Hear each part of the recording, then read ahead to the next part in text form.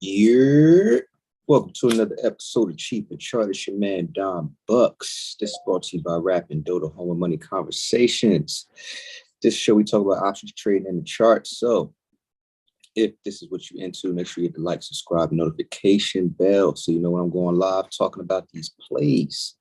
This episode is called Sundae. What's the name of this week? What's the name of this week? That's what I'm chiefing. So, hey, and by the way, if you don't have a problem with weed smoking, stay tuned. Actually roll something up and get your notebook out. But if you do have a problem with weed smoke, if you don't like options trading, this might not be the channel for you. So go ahead and find another channel.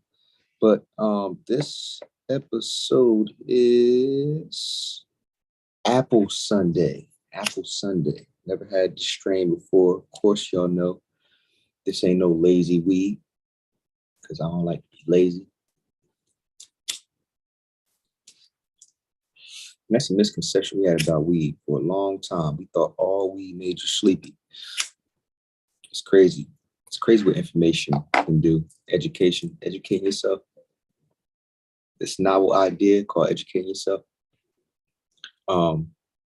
It's funny, the things that you can learn when you educate yourself. But yeah, we thought that all weed made you sleepy. It's not the case. There's two different kinds of weed. And back in the day when the weed didn't make you sleepy, we thought it didn't work. We thought it was garbage. Meanwhile, we didn't even know that we was possibly smoking a sativa. Sativas don't make you sleepy. You feel me? And speaking of education, I know I've been on my rants before I get into the charts. But speaking of education, I've been having this conversation with several people, and I've just been thinking, as y'all can see, the world's been going a little bit off kilter lately, right? And I'll just begin to think about my education, right? For anybody that have the privilege, I'm gonna call it the privilege of experiencing private school education and public school education, you would know that there's a vast difference. There's a vast difference between the environments and the curriculum. So I had the private school education first. So first to eighth grade, I had that first. And then I experienced the public school sector. And my observation was this. In private school, the environment is learning. There's a priority put on learning. And when there's a priority put on learning, the environment is conducive to learning, right? There's consequences for not doing your homework, right? So if majority of the class is doing their homework, you don't want to be the oddball, at least all the time, for not doing your homework. Whereas though in a public school, it's different. Whereas though now, if you're the person who values education, who wants to learn, you're in a minority because the majority of the people that's in the class, there's no culture of learning or wanting to learn in the public school environment. The teachers, there's really no repercussions for not doing your homework, right? So that passes off the culture of not doing your work that's the norm. So if you're the person that's trying to learn, you're outnumbered by people who are not trying to learn. So to avoid being the oddball of the one that wants to learn, now you want to join in with the majority. I mean, unless you have a real strong support system, right? Or a real strong family culture or somewhere where you can get reinforced in the things that are the right shit to do, right?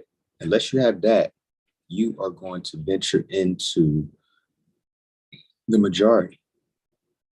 And unfortunately, in the public school, the majority of the classroom, because of the environment and the curriculum, right, and the teachers, right, just the culture, right, because the norm is to not learn, you're going to uh, you don't want to be the oddball, especially as a kid. You know what that's like being an oddball. So what are you going to do? You're going to venture over into where everyone doesn't really care about school, all right? And now they have, and I don't know why we cater to that, because I believe one reason is because a lot of parents send their kids to school to be babysat and to be raised because they don't want to raise them. They'd rather send them to the school and have them raise them. And then when they don't act right, they can blame the school. It's like accountability is just like a lost art. No one wants to be accountable for their shit, right? So they'll pass the blame off from the school because that's what they sent them to school for anyway, not to necessarily learn, but to take them out of their hair while they at work. This is why I promote freedom. This is why I promote people having the option to work if they want to or not. Because if you have kids and you have the option to work, you can be in their life. You can put forth agendas for their betterment instead of passing that uh, that part of raising your kid off on the school, right? So this goes on year over year over year to the point where now, of course, the parents are different, right? And years of kids staying back because they don't have a culture of learning in the public school system, they now passed a bill, I don't know how long ago, it wasn't that long ago, where there's no child left behind. So if you don't know your schoolwork, you remember back in the day when you used to have to stay back because you wasn't up to par with the rest of the class, you had to stay back. Well, there's no more staying back anymore. Like they just push you to the next grade. Just push you to the next grade, whether you learned it or not. So, like I said, this didn't just start. This is over the course of some years. We got kids being pushed through school and not really learning anything. So we wondering what's up with these kids? Are these kids going nuts? It's because we have generations of kids that ain't learned nothing. So the point I was trying to make was there's a vast difference between public school and private school. The environment, yeah, you're paying for it, yes. But I'd rather pay for my kid having a better shot at being something in life, right? So that's just something, some food for thought. Education is an investment. And shout out to my mom for having the wherewithal, seeing me going down the wrong path back in high school to move me to a different environment. You know what I'm saying? Um, couldn't necessarily put me in private school again, but switched my environment to give me a shot at least. You know what I'm saying? Because you know how that is as well, being around people you grew up with, even though you might go to a different school. But it's all about environment. Put yourself in the proper environment that's conducive to where you're trying to grow and go. Dig? So with that being said, let's get into this chart. And like I said, today's episode is called Apple Sunday, but the subtitle is No Edge, No Trade. What does that mean? No edge, no trade. I said this before. If you don't see no edge, you don't have to trade.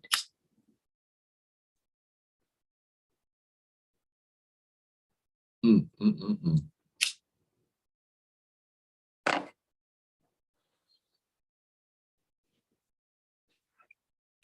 Here we go. So yeah, If you don't see your edge, you don't have to trade. And what is your edge? Your edge is your high probability setup. And we talk about high probability setups. And the only setup that I use is a momentum divergence. So we want to see, this is the daily. We want to start on the daily. We want to see what's going on the daily, draw our levels so we know where price is coming from and going to. Right? These are all support and resistance levels. These purple areas here, these support and resistance levels. So let me draw this.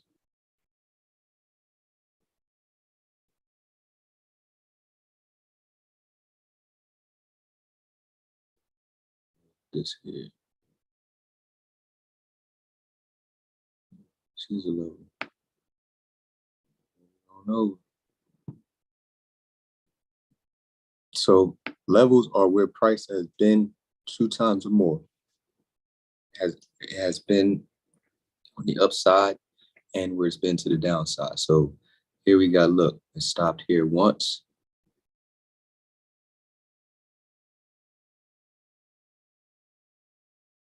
Go back here, look, stopped here twice. So that's a level, right? And I can do that with each one of these.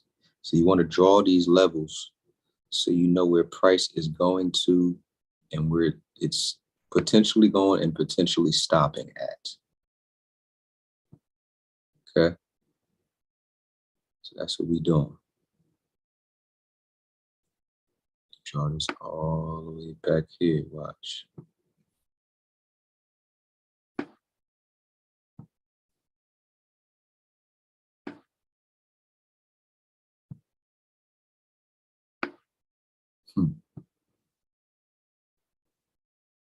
Keep going.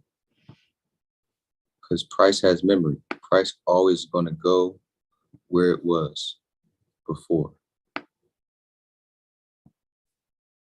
Go far enough back, it will be a corresponding level. But I'm just showing you this for example purposes. And you want to make sure that that's a level. Just go back far enough.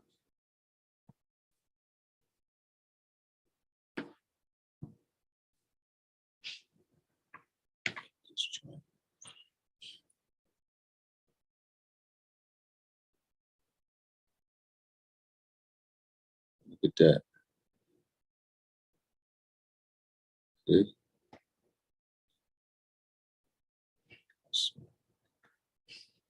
See? Look at that. You take it back far enough, it's going to be a level.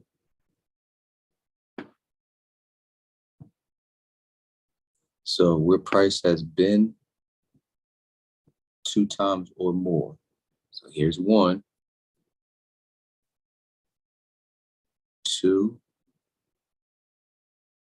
3. All right. It's a level. So that's how you draw your levels on the top and the bottom. Of course, the top is support, the bottom is resistance. And this was today's bar. This is the daily chart. So we're looking at the daily bars. This was today. Okay. This little bar right here. Make this bigger. This little bar right here was today. There's no edge there. Where's the edge?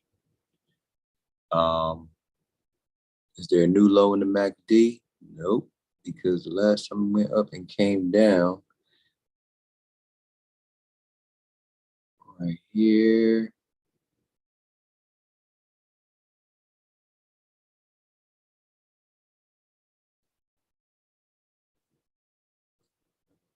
Down here.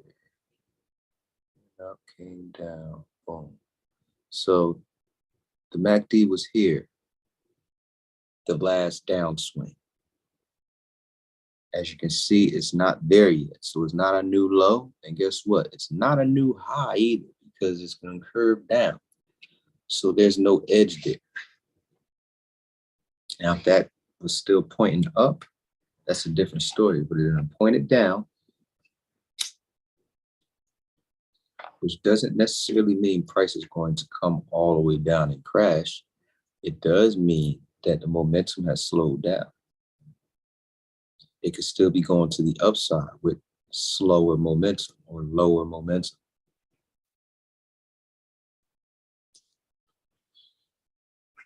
Right? It's a possibility. But we don't have a new high or a new low. So we're in limbo here. There's no particular edge, whether to go long or to go short. So that says, make no trade. I don't know what to do. And it's okay to not know what to do. Because if you don't know what to do, if you try to do something and you're unclear, we're putting money on the line here, right?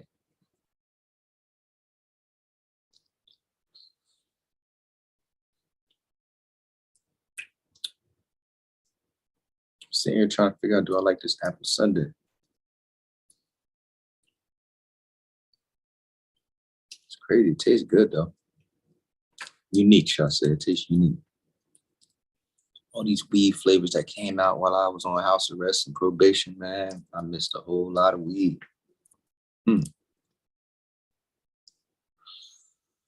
Shall I say strains? All these different strains that came out.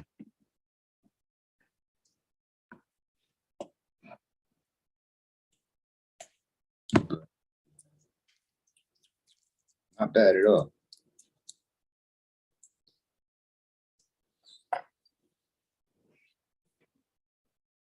So no edge, y'all. I ain't make no trades today. You know what I mean? I looked and seen it was no edge. Took my butt back to sleep.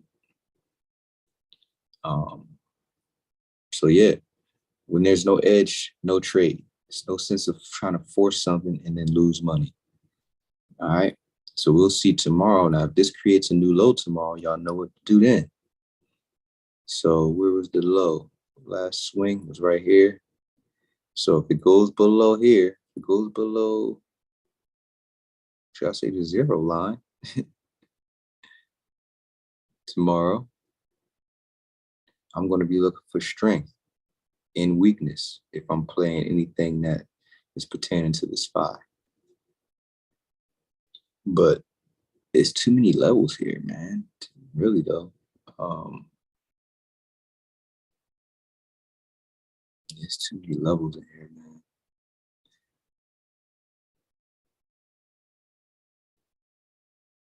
Trying to fell right through this one. It stopped at this one.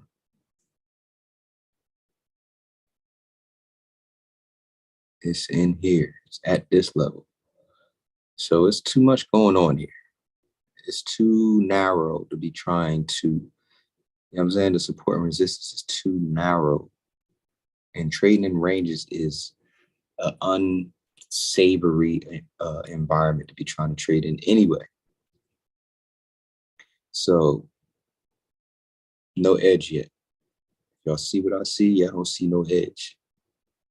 It's real janky right now. So it doesn't hurt to not trade when you don't see anything. As a matter of fact, I prefer you not do anything.